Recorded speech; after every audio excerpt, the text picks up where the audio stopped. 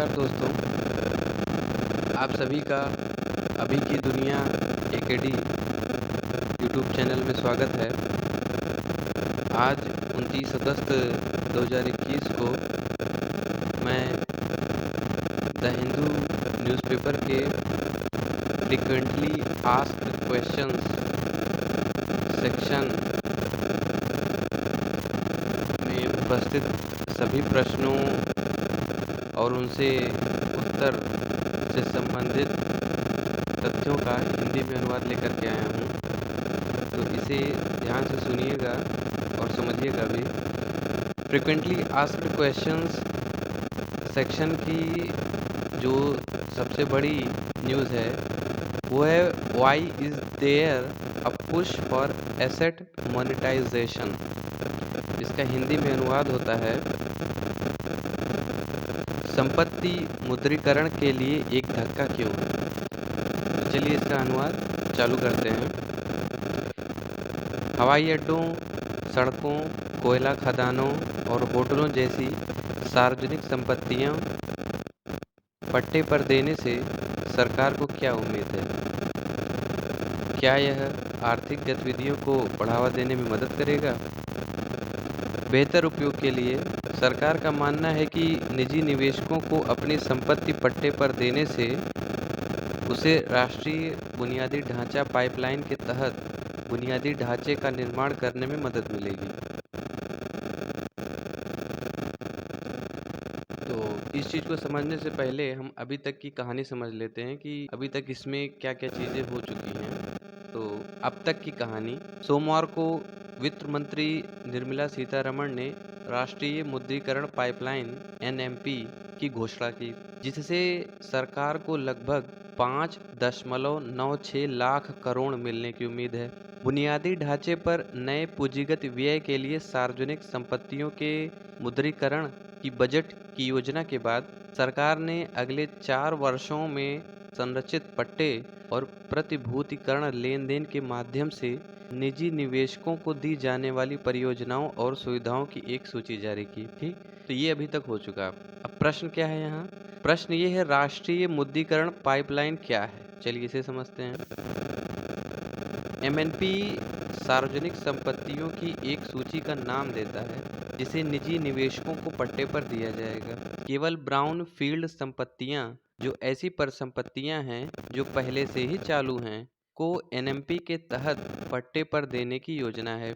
इसलिए एक उदाहरण देने के लिए, एक हवाई अड्डा जो पहले से ही चालू है, एक निवेशक को पट्टे पर दिया जा सकता है। ऐसी संपत्तियां जिन्हें अभी विकसित किया जाना है, जैसे कि अविकसित भूमि का टुकड़ा, उदाहरण के लिए पट्टे पर नहीं दिया जा सकता है। महत्वपूर्ण बात यह है कि जब संपत्ति पट्टे पर दी जाती है तो सरकार से निजी क्षेत्र के स्वामित्व का कोई हस्तांतरण नहीं हो। यहाँ पर एक चीज ध्यान देने वाली है कि जब संपत्ति पट्टे पर दी जाती है तो सरकार से निजी क्षेत्र में स्वामित्व का कोई हस्तांतरण नहीं होगा।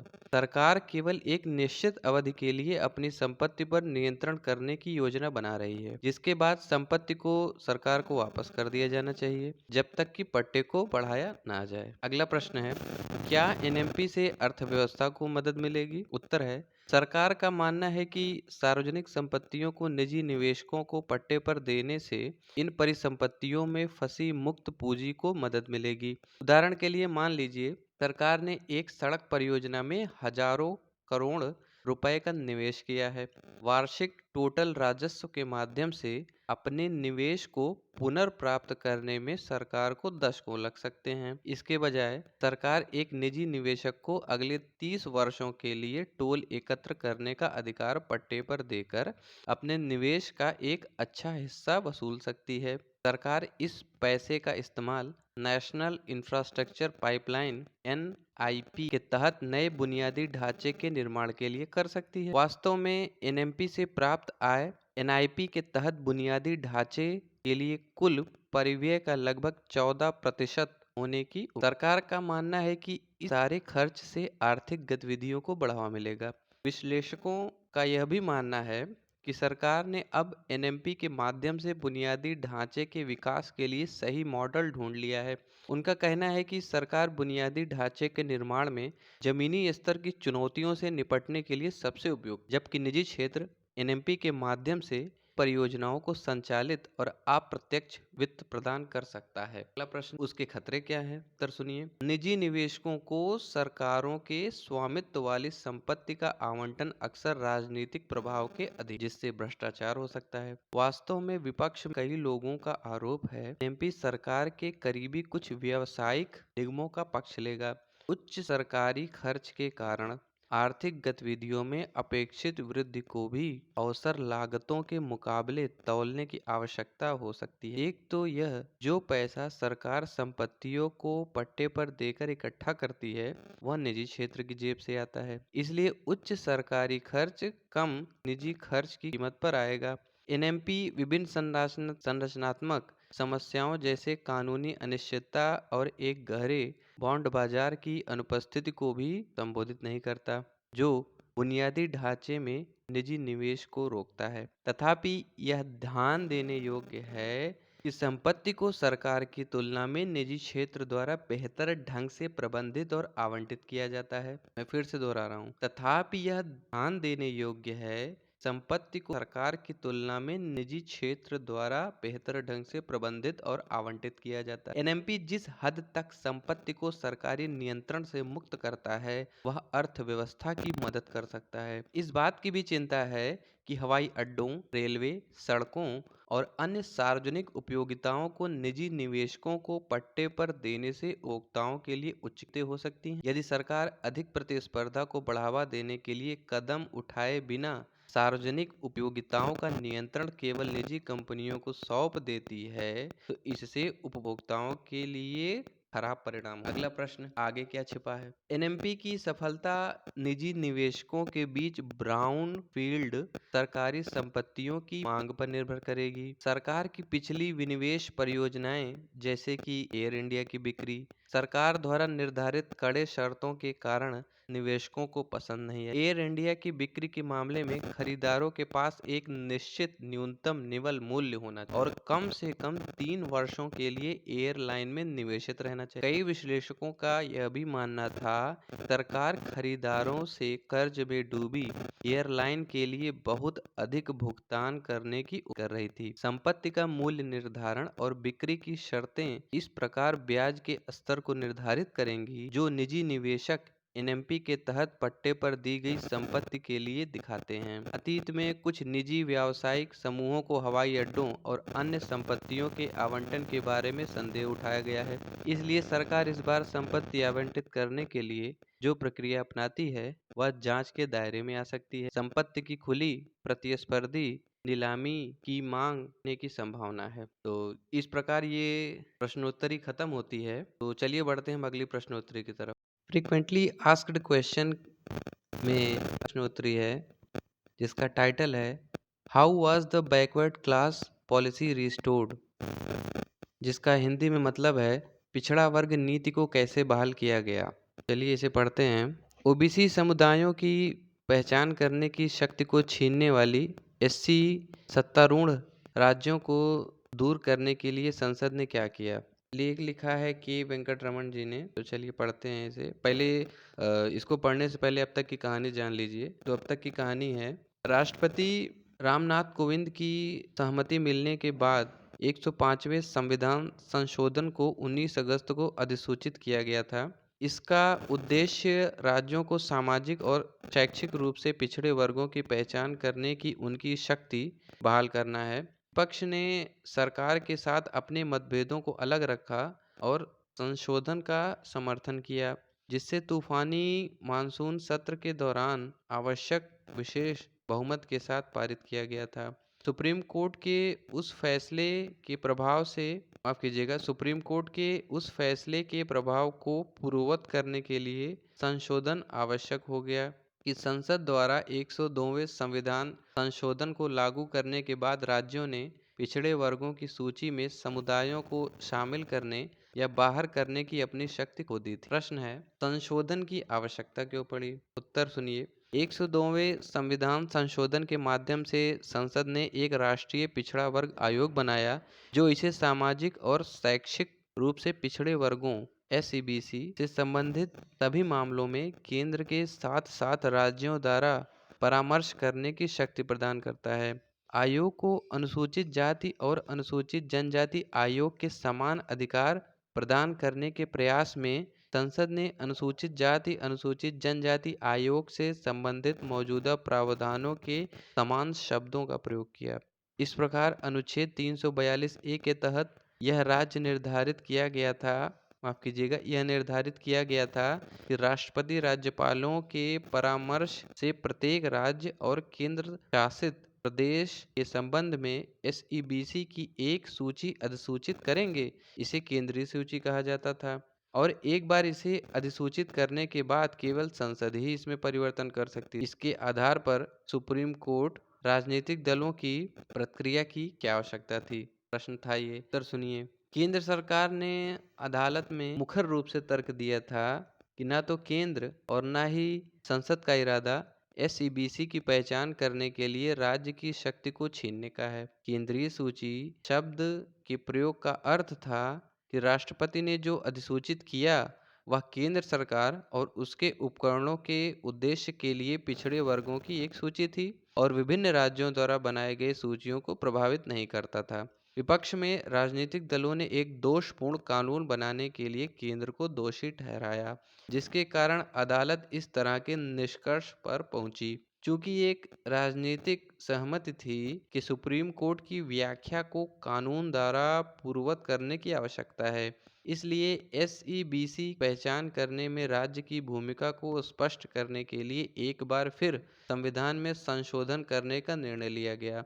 इसे संविधान 127वां संशोधन विधेयक 2021 के रूप में पेश किया गया था। इसे पारित होने और राष्ट्रपति की सहमति प्राप्त करने के बाद प्रश्न है 105वां संशोधन क्या करता है? उत्तर सुनिए। संसद ने सुप्रीम कोर्ट की व्याख्या के प्रभावों को पूर्ववत करने के लिए नया कानून अपनाया, इसलिए इसमें विशिष्ट खंड शामिल हैं जो संघ के उद्देश्यों के लिए केंद्रीय सूची रखने के मूल इरादे को बहाल करना चाहते हैं और राज्यों को उनकी संबंधित सूचियों को बनाए रखने की अनुमति देते हैं। यह पहले इस आशय का एक प्रावधान जोड़ता है कि नीतिगत मामलों पर राष्ट्रीय पिछड़ा वर्ग आयोग से परामर्श करने की आवश्यकता SEBC की राज्य सूचियों पर लागू नहीं होगी। यह निर्दिष्ट करता है राष्ट्रपति द्वारा अधिसूचित SEBC की सूची केवल केंद्र सरकार के उद्देश्यों के लिए होगी और केंद्रीय सूची का अर्थ केवल केंद्र सरकार द्वारा और उसके लिए तैयार और अनुरक्षित सूची है। इसके अलावा 105वां संशोधन स्पष्ट करता है कि प्रत्येक राज्य या केंद्र शासित प्रदेश कानून द्वारा अपने स्वयं के उद्देश्यों के लिए SEBC की एक सूची तैयार करे और बनाए रखे। यह केंद्रीय सूची से भिन्न हो सकती है। इन परिवर्तनों का उद्देश्य मराठा आरक्षण मामले में 5 न्यायाधीशों की खंडपीठ के 3 न्यायाधीशों के निष्कर्ष को पूर्ववत करना है। केंद्रीय सूचित शब्द राष्ट्रपति द्वारा अधिसूचित सभी SEBC पर लागू होता है और यह एकमात्र सूची थी। अंत में SEBC को कैसे परिभाषित किया जाता है, इस पर सभी बहस को समाप्त करने के लिए नवीनतम संशोधन ने 102वें संशोधन में दी गई परिभाषा को भी बदल दिया। मूल रूप से सामाजिक और शैक्षिक रूप से पिछड़े वर्गों को ऐसे पिछड़े वर्गों के रूप में वर्णित किया गया था जिन्हें इस संविधान के प्रयोजनों के लिए अनुच्छेद 342A के तहत समझा जाता है, अर्थात वे जो अनुच्छेद 342A के तहत राष्ट्रपति द्वारा अधिसूचित सूची में पाए जाते। तो इसी के साथ ये प्रश्नोत्तरी समाप्त होती है। चलिए बढ़ते हैं अगले प्रश्नोत्तरी। फ्रीक्वेंटली आस्क्ड क्वेश्चन का अगला प्रश्न है द 10% एज, जिसका हिंदी में अनुवाद है 10% बढ़त। भारत की सबसे बड़ी बीमा कंपनी LIC के IPO से पॉलिसी धारकों को कैसे फायदा होगा, ये प्रश्न है। तो इस प्रश्न को समझने से पहले अब तक की कहानी को जान लेते हैं। पेश है अब तक की कहानी। केंद्र वर्ष के लिए विनिवेश लक्ष्यों को पूरा करने में मदद करने के लिए स्टॉक एक्सचेंजों पर भारत की सबसे बड़ी फर्म राज्य के स्वामित्व वाली भारतीय जीवन बीमा निगम को सूचीबद्ध करने के लिए तैयार है। आर्थिक मामलों की कैबिनेट कमेटी ने जुलाई में आईपीओ को मंजूरी दी थी। इससे पहले एलआईसी के एम्बेडेड मूल्य का आकलन करने के लिए बीमांकित फर्म मिलीमैन एडवाइजर्स को नियुक्त किया गया था। वर्तमान में वैश्विक खिलाड़ियों एचएसबीसी, गोल्डमैन सैक्स, bank of America, city group और बीएनपी पारिबा सहित कम से कम 16 मर्चेंट बैंकर सार्वजनिक मुद्दे के प्रबंधन में मदद करने की दौड़ में हैं। उम्मीद है कि सरकार जल्द ही अपनी पसंद की घोषणा कर सकती है। इसके बाद रणनीतिक विनिवेश पर वैकल्पिक तंत्र का गठन करने वाले मंत्रियों का एक समूह प्रस्ताव पर रखी जाने वाली वास्तविक मात्रा को मंजूरी देगा। अगला प्रश्नोत्तरी है, एलआईसी सार्वजनिक पेशकश क्यों ला रही है? उत्तर सुनिए। सरकार ने हाल के वर्षों में विनिवेश लक्ष्यों को पूरा करना मुश्किल पाया है। एयर इंडिया और बीपीसीएल में हिस्सेदारी के विनिवेश में कई कारणों से देरी हुई है, जिसमें सीओवीआईडी यानी कि कोविड-19 भी शामिल है और इस वित्तीय वर्ष में इसका फल मिल सकता है। केंद्र के पास वित्त वर्ष 22 के लिए 1.75 लाख करोड़ का महत्वाकांक्षी विनिवेश लक्ष्य है।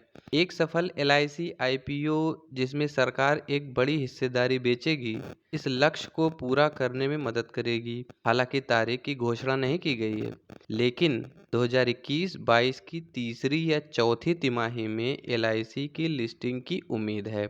अगली प्रश्नोत्तरी, आईपीओ के जरिए केंद्र कितना जुटा सकता है? उत्तर सुनिए। मुख्य आर्थिक सलाहकार के सुब्रमण्यम ने मार्च में कहा था कि एलआईसी के आईपीओ से 1 लाख करोड़ रुपए तक मिल सकते हैं, जबकि एलआईसी अधिनियम 1956 में लिस्टिंग की अनुमति देने के लिए संशोधन किया गया है। प्रस्ताव पर शेयरों की संख्या या मूल्य बैंड के रूप में विवरण अभी तक बाहर नहीं है। संशोधन एलआईसी की अधिकृत शेयर पूंजी को बढ़ाकर 25,000 करोड़ रुपए करने की अनुमति देते हैं, जो प्रत्येक 10 रुपए के 2500 करोड़ शेयरों में विभाजित है। अगली प्रश्नोत्तरी, यह नीतियों वाले लोगों को कैसे लाभान्वित करेगा? उत्तर सुनिए। सरकार ने कहा है कि वह एलआईसी पॉलिसी धारकों के लिए आईपीओ में इश्यू साइज का 10% तक रिजर्व रखेगी। एलआईसी अधिनियम में 2021 के संशोधन में कहा गया है, निगम द्वारा अपने जीवन बीमा पॉलिसी धारकों के पक्ष में सार्वजनिक निर्गम में प्रतिस्पर्धी आधार पर किया गया कोई भी आरक्षण कर्मचारियों के लिए प्रतिस्पर्धी आधार पर आरक्षण के समान ही किया जाएगा। एक सार्वजनिक मुद्दे में बाजार नियामक सेबी के नियम बताते हैं कि किसी इशू में कर्मचारियों के लिए आरक्षण और फर्म आवंटन की कुल राशि प्रस्तावित इशू राशि के 10% से अधिक नहीं चाहिए। बाजार के नियम यह भी निर्धारित करते हैं कि एक जारीकर्ता कंपनी कर्मचारियों को न्यूनतम मूल्य पर अधिकतम 10% की छूट पर शेयरों की पेशकश कर सकती है। ऐसी खबरें हैं कि सरकार एलआईसी पॉलिसी धारकों के लिए इशू प्राइस पर छूट की पेशकश कर सकती है। वर्तमान में एलआईसी अपने अधिशेष का 5% सरकार को और शेष पॉलिसी धारकों को भुगतान करती है। यह बदल सकता है क्योंकि यह लाभांश भुगतान के लिए शेयर धारकों के प्रति जवाबदेह हो जाएगा। हालांकि नीतियों के लिए सरकार द्वारा सॉवरेन गारंटी आईपीओ के बाद भी जारी रहेगी। अगली प्रश्नोत्तरी, स्प्लिट आईओ की बात क्यों कर रहे हैं? सर सुनिए।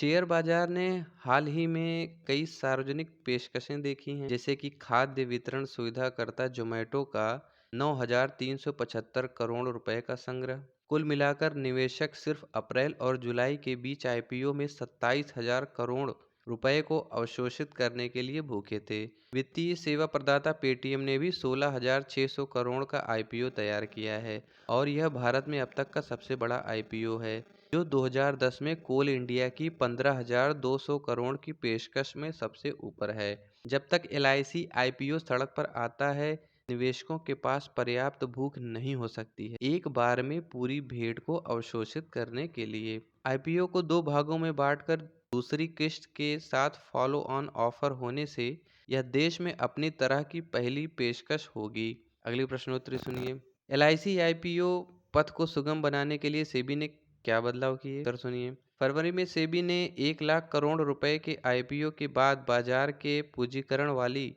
कंपनियों के प्रमोटरों को 2 साल में 10% सार्वजनिक हिस्सेदारी तक पहुंचने और उस आंकड़े को 5 वर्षों में 25% तक बढ़ाने की अनुमति देने के लिए अपने नियमों को बदल दिया है। इससे पहले 4,000 करोड़ रुपए और उससे अधिक के मार्केट कैप वाली किसी भी कंपनी को 3 साल में 25% सार्वजनिक हिस्सेदारी हासिल करनी होती थी।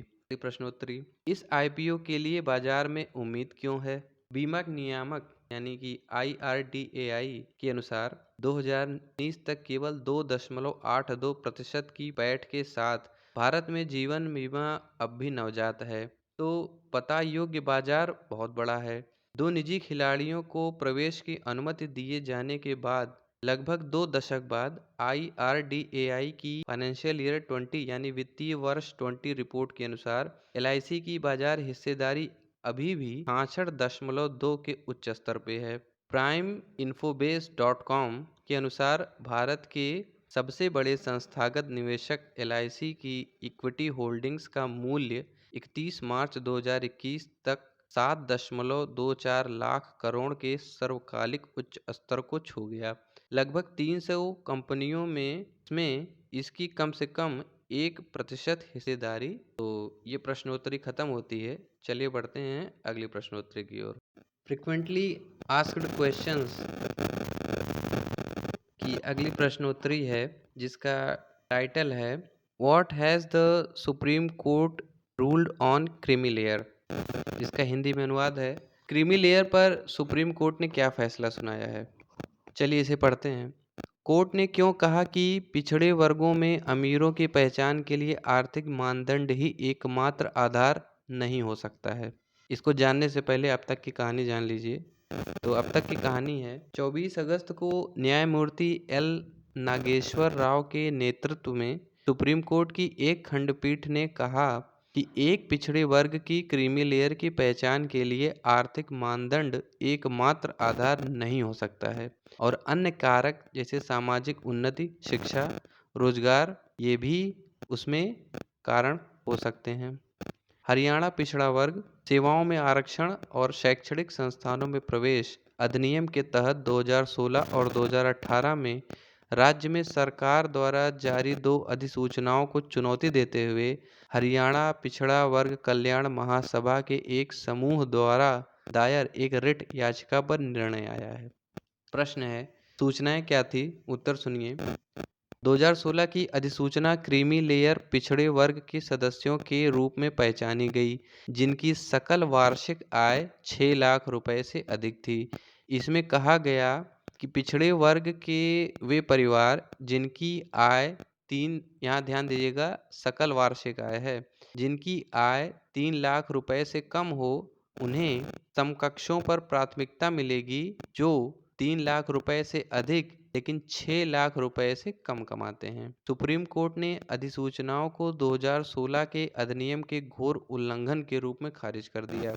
इसमें कहा गया है कि अधिनियम की धारा 5(2) में राज्य को पिछड़े वर्गों के सदस्यों को क्रीमी लेयर के रूप में पहचानने और बाहर करने के लिए सामाजिक, आर्थिक और अन्य कारकों पर एक साथ विचार करने की आवश्यकता है। प्रश्न है क्रीमी लेयर से संबंधित कौन है? उत्तर सुनिए। 16 नवंबर 1992 को 9 न्यायाधीशों की बेंच द्वारा दिए गए सुप्रीम कोर्ट के इंदिरा साहनी फैसले में क्रीमी लेयर की अवधारणा पेश की गई थी। हालांकि इससे अन्य पिछड़ा वर्गों को 27% आरक्षण देने के लिए मंडल आयोग की रिपोर्ट के आधार पर सरकार के फैसले को बरकरार रखा। अदालत ने पिछड़े वर्गों के उन वर्गों की पहचान करना आवश्यक पाया जो पहले से ही सामाजिक, आर्थिक और शैक्षिक रूप से अत्यधिक उन्नत। अदालत का मानना था कि ये धनी और उन्नत सदस्य पिछड़े वर्गों के बीच क्रीमी लेयर बनाते हैं। फैसले ने अन्य राज्य सरकारों को क्रीमी लेयर की पहचान करने और उन्हें आरक्षण के दायरे से बाहर रखने का निर्देश दिया। हालांकि केरल जैसे कुछ राज्यों ने तुरंत फैसले को लागू नहीं किया। इसने 2000 में रिपोर्ट किए गए इंदिरा साहनी द्वितीय मामले का नेतृत्व किया। इसमें अदालत ने पिछड़े वर्गों के बीच क्रीमी लेयर का निर्धारण करने की हद तक पता चल गया।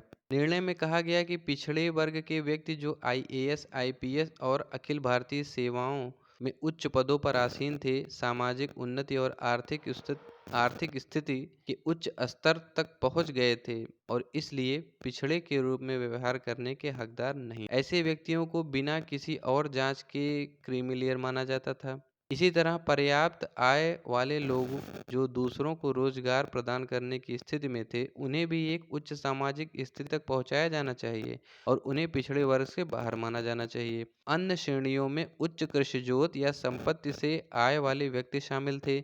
इस प्रकार इंदिरा साहनी के निर्णयों को पढ़ने से पता चलता है कि शिक्षा और रोजगार सहित सामाजिक उन्नति ना कि केवल धन क्रीमी लेयर की पहचान करने की कुंजी थी। इसका अर्थ ये है, क्रीमी लेयर की पहचान केवल धन से ही नहीं होती, बल्कि शिक्षा और रोजगार सहित सामाजिक उन्नति भी होती है। प्रश्न है, रेखा खींचना कठिन क्यों है? उत्तर सुनिए। क्रीमी लेयर की पहचान एक कांटेदार मुद्दा रहा है। यहाँ मूल प्रश्न यह है कि आरक्षण से बहिष्करण को आमंत्रित करने के लिए पिछड़े वर्ग को कितना अमीर या उन्नत होना चाहिए। जस्टिस जीवन रेड्डी ने इंदिरा साहनी के फैसले में पिछड़े वर्गों के बीच योग्य और क्रीमी लेयर के बीच कैसे और कहां रेखा खींचें पर आश्चर्य व्यक्त किया।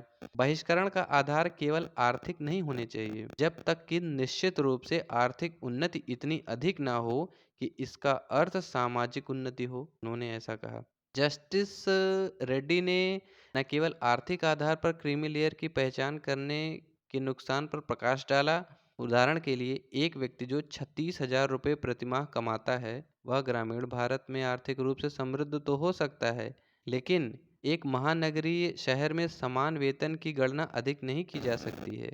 यहाँ न्यायमूर्ति रेड्डी ने चेतावनी दी कि जबकि किसी व्यक्ति की आय को उसकी सामाजिक उन्नति के उपाय के रूप में लिया जा सकता है, निर्धारित की जाने वाली सीमा ऐसी नहीं होनी चाहिए कि जो एक हाथ से दिया जाता है वह दूसरे हाथ से ले लिया जाए। आय की सीमा ऐसी होनी चाहिए जो सामाजिक उन्नति का मतलब और संकेत दे।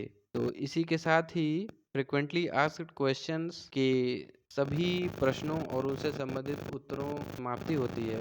इस वीडियो को अगर आपको अच्छा लगा हो तो इसे लाइक, शेयर और सब्सक्राइब जरूर कीजिए। और आज के लिए इतना ही। फिलहाल मिलते हैं अगली वीडियो में। तब तक के लिए नमस्कार और धन्यवाद।